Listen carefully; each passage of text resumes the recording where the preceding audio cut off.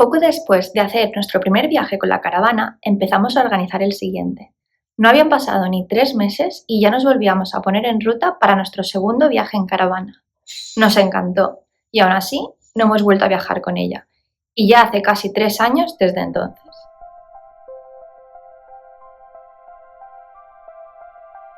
El primer viaje nos había gustado tanto que decidimos ir a lo grande. Era verano de 2023, mediados de julio. La ruta, por vivir en una isla, empezaba entrando en el barco a mediodía, rumbo a Barcelona, y llegar pasadas las 7 de la tarde.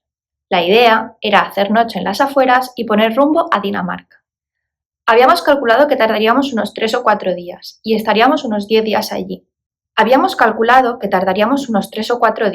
Estaríamos unos 10 días allí y volveríamos haciendo ruta por el norte de Francia. Íbamos sin reservar el barco de vuelta, y recuerdo que lo reservamos con solo 2 o 3 días de antelación. A pesar de ser pleno agosto y en temporada alta, al ser entre semana y darnos igual el día exacto, encontramos un precio bastante razonable. Durante ese viaje, el bebé cumplió 8 meses. Recuerdo que para mí supuso un reto, porque hasta ahora siempre había viajado teniendo muy claro dónde iba a dormir cada día, una lista de cosas que me apetecía hacer y otra con propuestas alternativas. Ahora, cada día era una incógnita. Ni siquiera sabíamos si dormiríamos en un camping o en un parking de caravanas, ni qué ruta haríamos, ni cuántos kilómetros recorreríamos cada día. Reconozco que me estudié el mapa y las cosas que podíamos ver o hacer según la ruta que tomáramos. Todo lo que me pareció interesante lo llevaba a mano, en una nota en el móvil. Aún así, esa incertidumbre, esas charlas por las mañanas desayunando, decidiendo a dónde queríamos ir, esos momentos de decidir cuándo y dónde parábamos, todo eso nos encantó. No dejamos de viajar en caravana porque fuera un desastre. De hecho, fue justo lo contrario. La decisión no la tomamos en Dinamarca, ni pasando por Alemania, ni en mitad de la autopista, que de hecho prácticamente no cogimos ninguna. La decisión la tomamos cuando ya estábamos en casa. Nuestra sensación después del viaje es que si no fuera por trabajo, habríamos seguido en ruta eternamente. Bueno, quizás no para siempre, pero nos hubiera gustado visitar más sitios, estar más tiempo y llegar más lejos. La experiencia, aunque fue agotadora, había sido divertidísima. Estábamos convencidos de que, como siempre, volveríamos a hacer otro viaje de ese estilo. Deshaciendo el equipaje y vaciando la caravana, nos dimos cuenta de lo cómodo que había sido no tener que preocuparse de las maletas, de lo práctico que era llevar la casa a cuestas y de lo mucho que se ahorra cuando tienes cocina, dormitorio y baño. Pero entonces, ¿por qué no hemos repetido? No, evidentemente no tiene nada que ver con viajar con un bebé. Viajar con un bebé no fue el problema, y es cierto que tuvimos que hacer alguna parada de más para cambiar el pañal, o que algunas paradas técnicas se alargaron más de lo que hubiéramos planificado si hubiéramos ido solos. Pero la idea no era agobiarse por eso. Sabíamos que nuestros ritmos serían más lentos, que éramos uno más y que todos teníamos que disfrutar del viaje. De hecho, aprendimos que con un bebé, y en general los niños pequeños, no necesitan prácticamente nada de todo lo que nos preocupa antes de que nazcan. No es imprescindible una trona, no es imprescindible una bañera de su tamaño, no es imprescindible seguir rutinas al milímetro. Lo importante es cubrir sus necesidades básicas y estar con él. Evidentemente cambió el viaje que nosotros habríamos hecho, pero no lo empeoró. Otro momento en el que nos podríamos haber planteado no volver a viajar nunca más con la caravana fue cuando perdimos la placa solar en plena carretera al principio del viaje. Para no alargarme mucho, en otro vídeo te lo contaré con más detalle, pero en un momento dado, cuando íbamos por Francia hacia el norte, perdimos irremediablemente la placa solar. De hecho, ni siquiera nos dimos cuenta enseguida, pero en cuanto lo comprobamos, yo empecé con una risa nerviosa.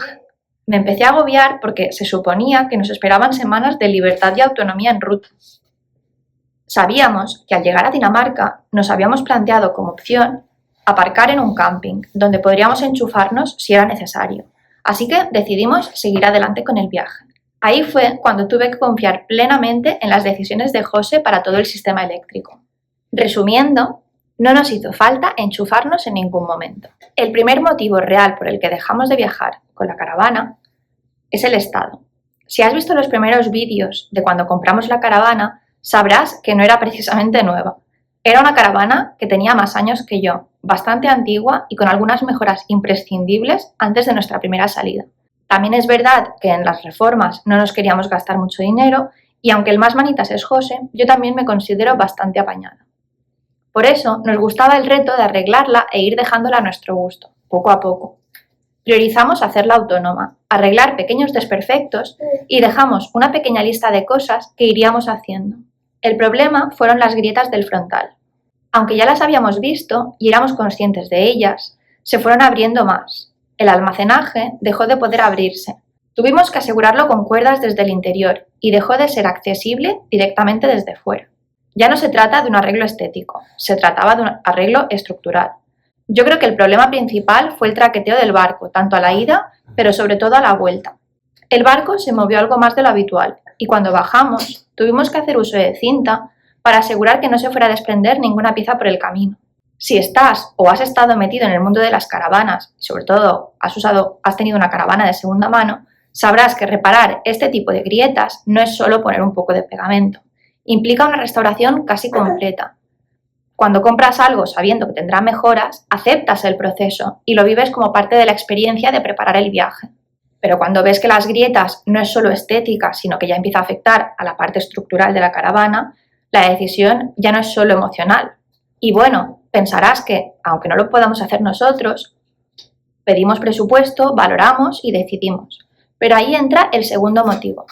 ¿Realmente es solo una cuestión de tener que hacer ese arreglo? ¿Cuánto queremos llegar a gastar en una caravana que ahora mismo tiene casi 40 años, sabiendo que las hay muchísimo mejores? Ahí fue cuando empezamos a pensar sobre nuestro viaje. Lo que más disfrutamos fue la ruta en sí. Prácticamente no desenganchamos para movernos solo con el coche. De hecho, hicimos la mayor parte de la ruta con la casa a cuestas. Nos dimos cuenta de que nuestro estilo no es tener un campamento base, es llevar la casa con nosotros y movernos. Con una caravana de remolque, la ventaja principal es que puedes tener una base fija y moverte más libremente solo con el coche. Ya sabíamos que nos gustaba hacer rutas en coche porque ya lo habíamos hecho, pero quedándonos en alojamientos tradicionales. Con una autocaravana vas con la casa a cuestas siempre. Es cierto que manejar el remolque requiere más atención en la carretera. También tienes que tener en cuenta que eres más grande y el enganche y desenganche también requiere de mucha práctica.